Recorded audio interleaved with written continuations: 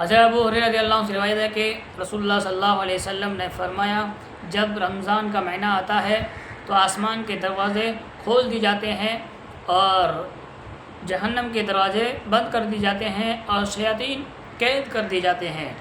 رمضان میں عمرہ کا ثواب حج کے برابر ہے۔ اگر کوئی شخص اللہ رب العالمین کا بندہ عمرہ کرنے جاتا ہے تو اس کو جو ثواب ملتا ہے وہ حج کے برابر ملتا ہے۔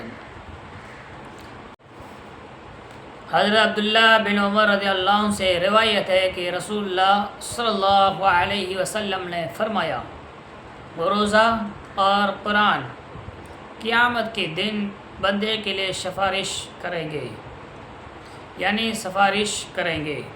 روزہ کہے گا، اے میرے رب، میں نے اسے یعنی اس بندے کو کھانے پینے اور اپنی خواہشات پوری کرنے سے روکے رکھا تھا، لہٰذا اس کے بارے میں میری سفارش قبول فرما۔ قرآن کہے گا، اے میرے رب، میں نے اس بندے کو رات قیام کے لیے سونے سے روکے رکھا، لہٰذا اس کے بارے میں میری سفارش قبول فرما۔ چنانچہ دونوں کی سفارش قبول کی جائے گی۔